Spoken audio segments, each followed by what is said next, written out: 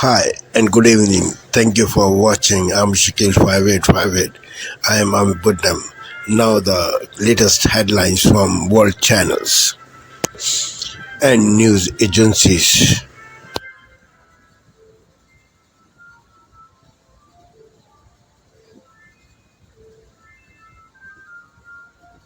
Purported leak and ABC iView.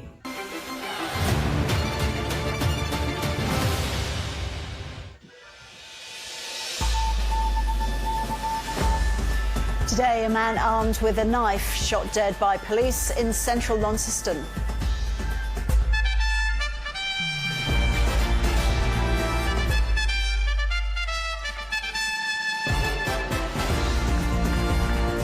Also ahead, Israel and Hezbollah trade strikes while accusing each other of ceasefire violations.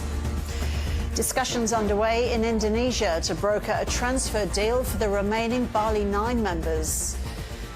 And more young Australians getting private health cover, reversing a years-long trend.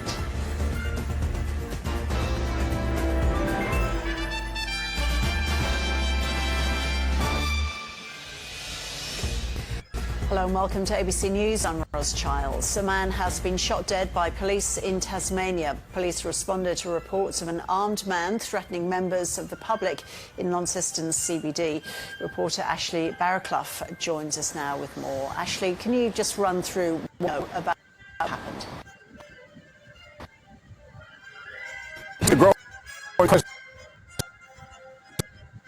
Hunter, President issuing full pardon days before Hunter Biden was sent to be sentenced in 2 criminal cases. Mr. Biden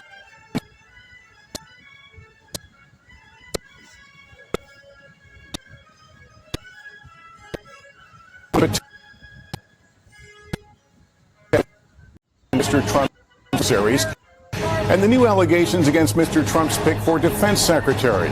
The massive pileup in Michigan as lake effect snow slams millions, more than 5 feet in some areas. The race to reach people trapped in their homes. The surprise in the courtroom just as her trial was about to begin, the woman pleading guilty to a DUI crash that killed a bride on her wedding night in South Carolina. The emotional words from the groom and the victim's mother.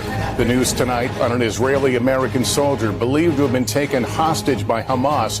Israel today revealing his fate. The best deals we're tracking with Cyber Monday expected to break records. And more than a year after the devastating Maui wildfires, the homecoming just in time for the holidays. This is NBC Nightly News with Lester Holt.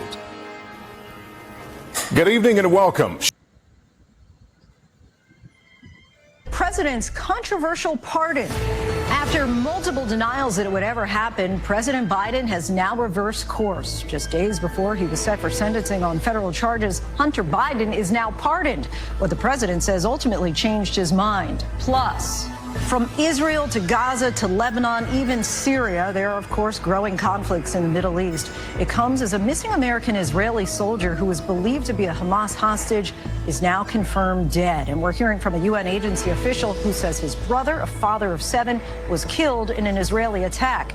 The impact this is all having on delivering aid to the region. And a massive highway pileup in whiteout conditions. Nearly 20 cars crashed into each other on I-94 in Michigan as several states from the Midwest to the Northeast are under snow alerts. And more than 5 feet of lake effect snow is burying parts of upstate New York, with more on the way. We're timing it all out. Good evening, everyone. I'm Lindsay Davis. Thanks so much for streaming with us. We begin in Washington.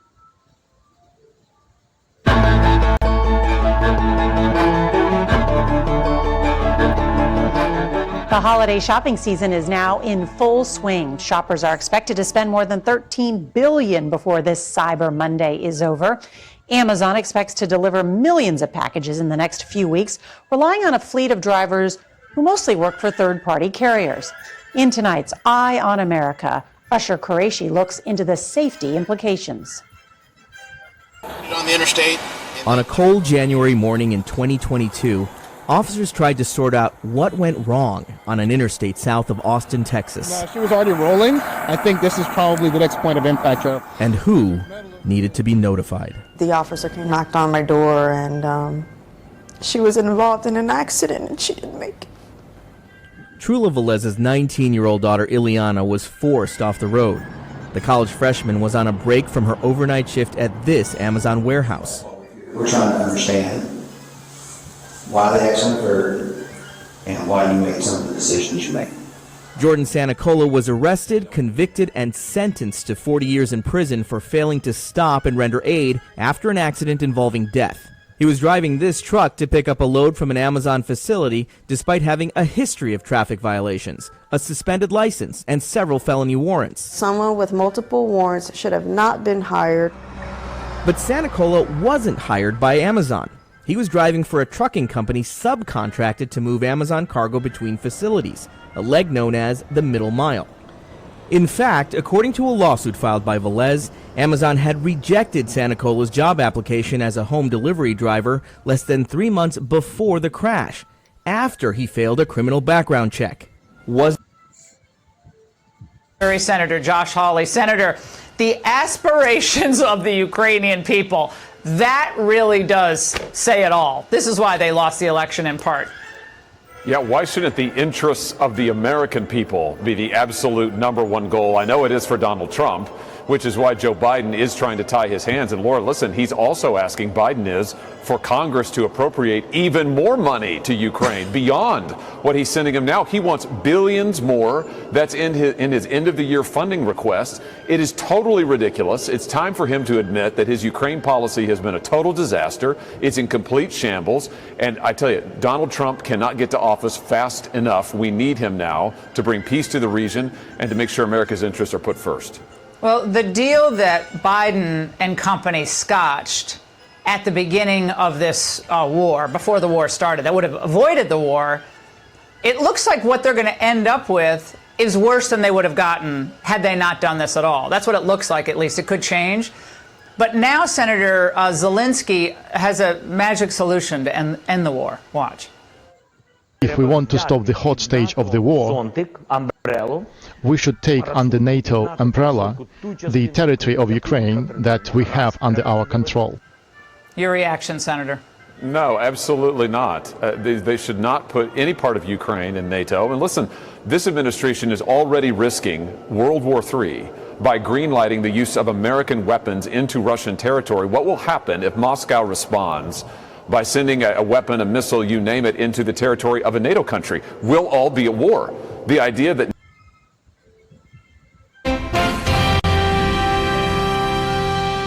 Good evening. I'm Jeff Bennett. And I'm Amna Nawaz. On the NewsHour tonight, Trump's pick for defense secretary is under the spotlight after reports surface of alcohol abuse, toxic behavior, and sexual assault allegations. President Biden pardons his son Hunter despite repeated promises not to.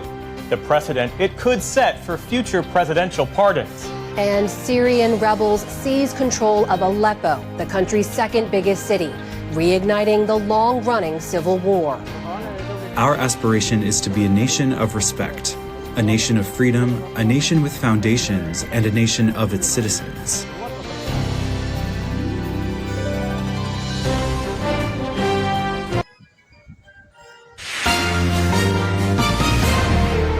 The mission this Monday night to beef up border security. What Ottawa is promising to do to deal with Donald Trump's tariff threat. The RCMP have been working with the CBSA and others on a list. And what it won't do. Pipeline politics, who wants the Keystone XL pipeline project revived, and the hurdles in its way. A revelation from the Rocket Man. What superstar Elton John has said about his site. Plus, celebration and vindication for Black Canadians. I'm hoping this designation means that the rest of the world gets to hear about Africville. The international recognition of a once thriving community destroyed by racism.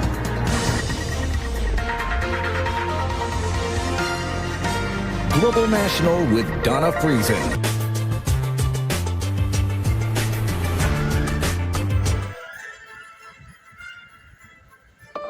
Tonight, the CEO of Rogers faces tough questions from MPs after a CBC News investigation.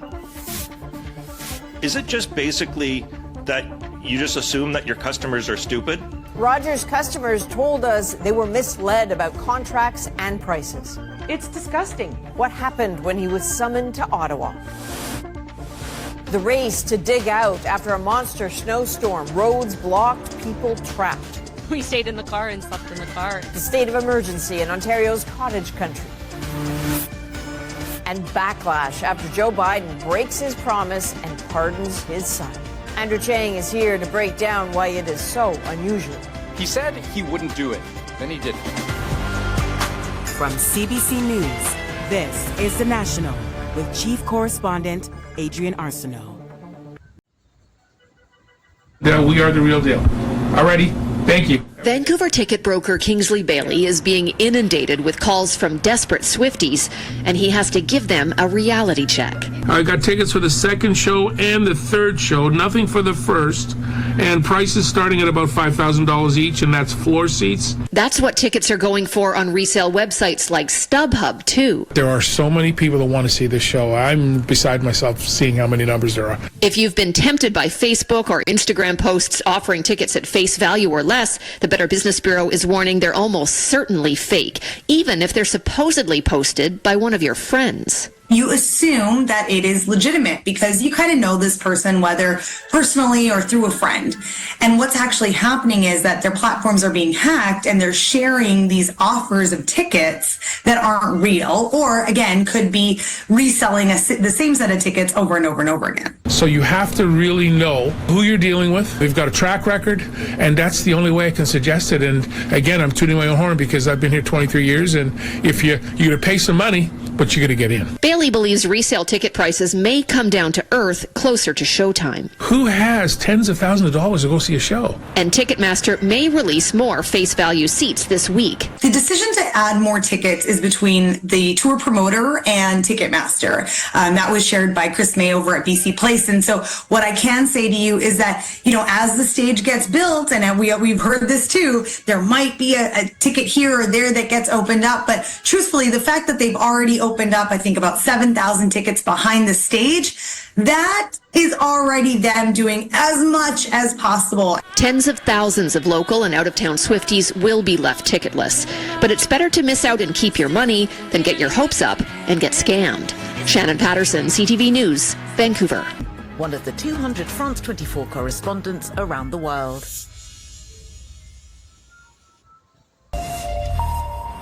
Hello and a very warm welcome to you. You're watching Daybreak here on France 24. These are the headlines.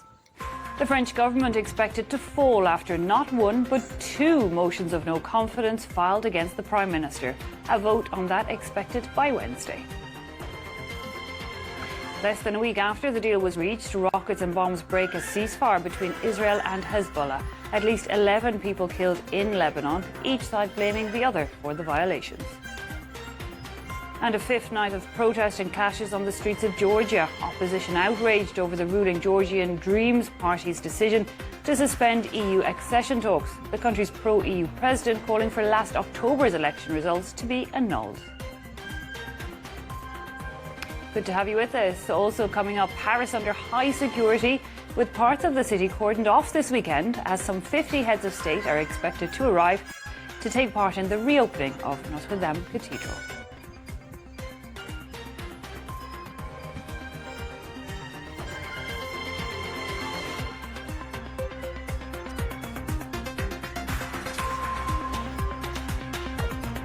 It's not one but two motions of no confidence filed against France's Prime Minister, both on alliance of... This is Asia Now. It's 12 p.m. in Singapore and Hong Kong, 9:30 in New Delhi and 11 o'clock in Jakarta. I'm Paul Singh. At this hour, Malaysia and Thailand face more torrential rain even as some of the worst floods in years begin to reside in some areas.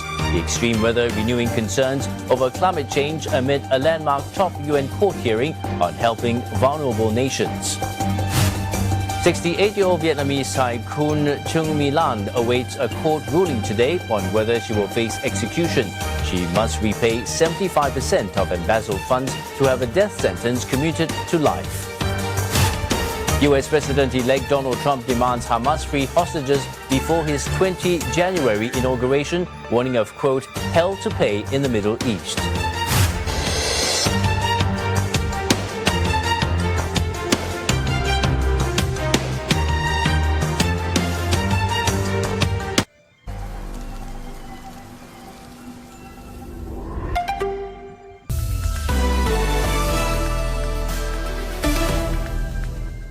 This is DW News, and these are our top stories. Germany's chancellor has announced a new €650 million arms package for Ukraine during a surprise visit to Kyiv. It's Olaf Scholz's second trip there since the start of Russia's full-scale invasion in 2022. He visited wounded soldiers in hospital and promised Ukrainian President Volodymyr Zelensky that Germany will remain the country's strongest supporter in Europe. Foreign ministers of Iran and Turkey say they will resume diplomatic efforts to end the Syrian conflict, along with Russia. Turkey backs the rebel forces who seized the major city of Aleppo over the weekend after launching a lightning offensive. Iran and Russia support the regime of President Bashar al-Assad.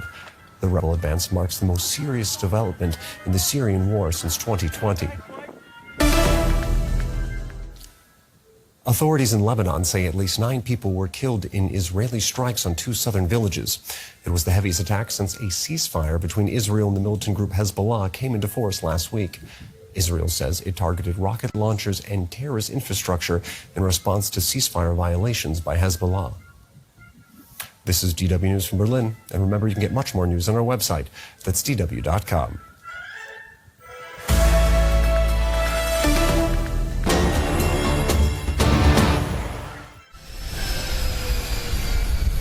President Joe Biden is set to make his long-awaited visit to Africa this week.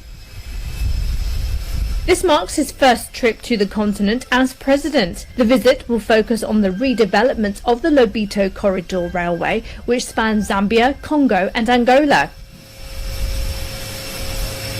This initiative is seen as a key effort to strengthen US influence in Africa, a region rich in minerals essential for the production of electric vehicle batteries, electronics and technology. Biden will begin his 3-day visit to Angola on Monday. However, the future of the Lobito Corridor and the US relationship with Africa may be shaped by the upcoming presidential election.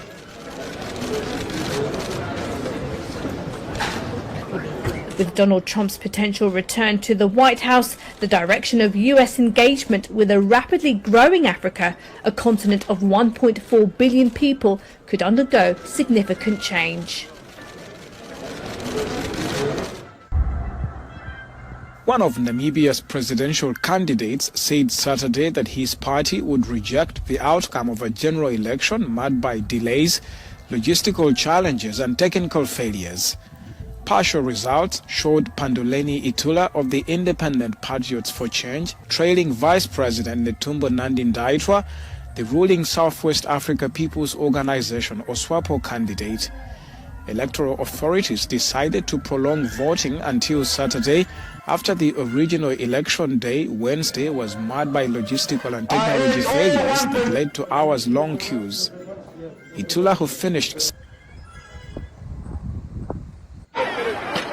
A football match which spiraled out of control. These scenes show mayhem and chaos at a stadium in southern Guinea, where according to the government, dozens of people lost their lives following a stampede. According to local media, it was all because of a disputed penalty.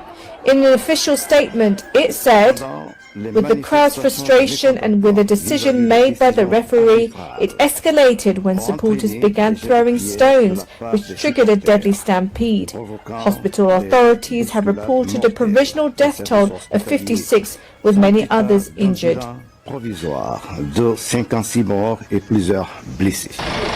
The stampede happened in the city of Nzerekore during the final of a local tournament.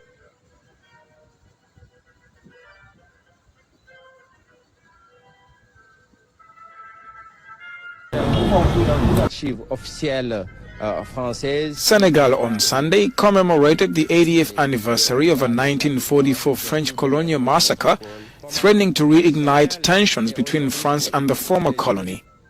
Senegal's President Bassirou Diomaye Faye was joined by other African leaders at a graveyard in the Dakar suburb of Thiaroye, where they laid wreaths to honor the fallen.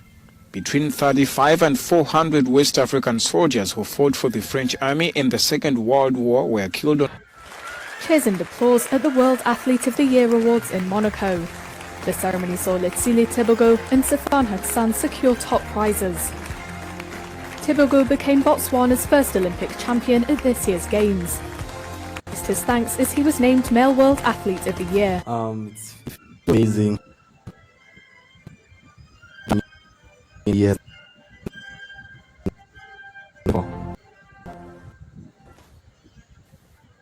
And also achieved for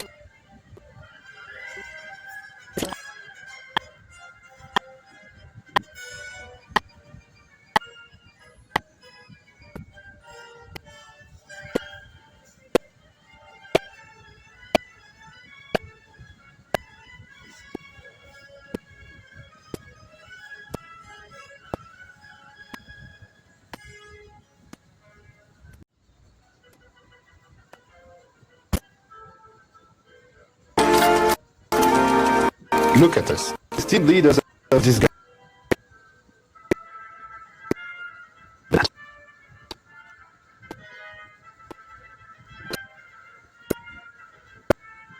Of you, is this film really? What is it and what else?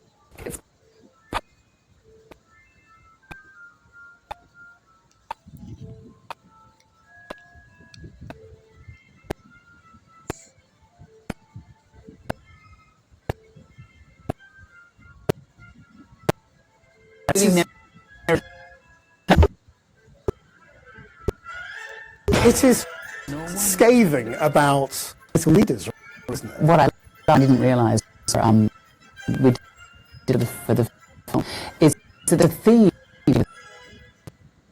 in this year, appropriately for us as a species, is and their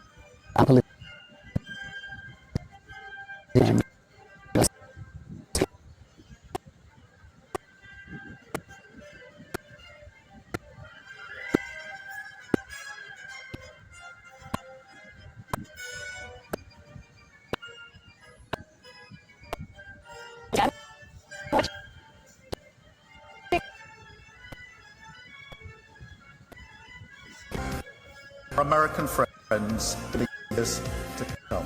And we will rebuild our ties with Europe too.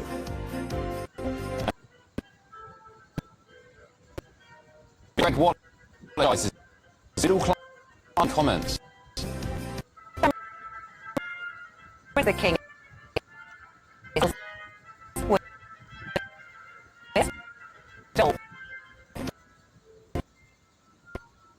Played Elgin Marbles at security suites with his group today.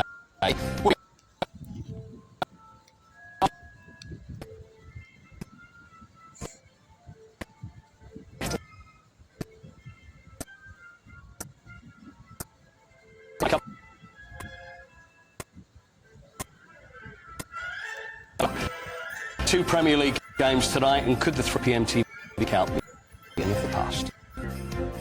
Morning. There is some snow forecast for alerts, not us.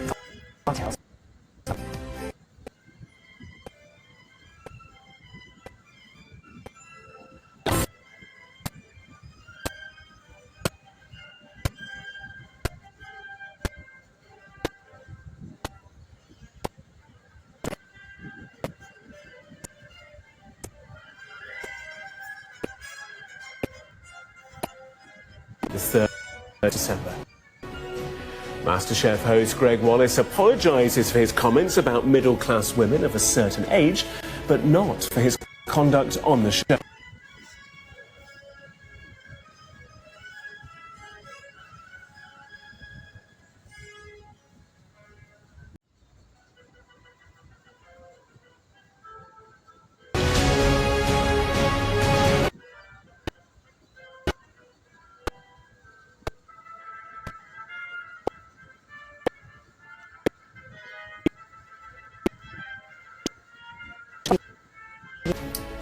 More to come. Third.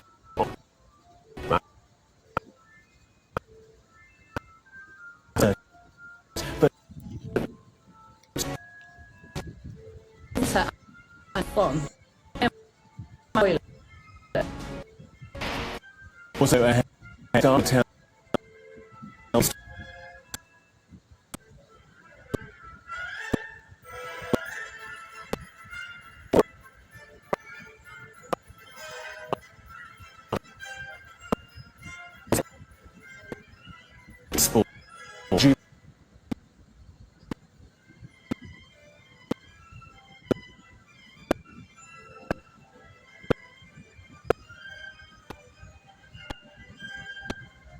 Told Russia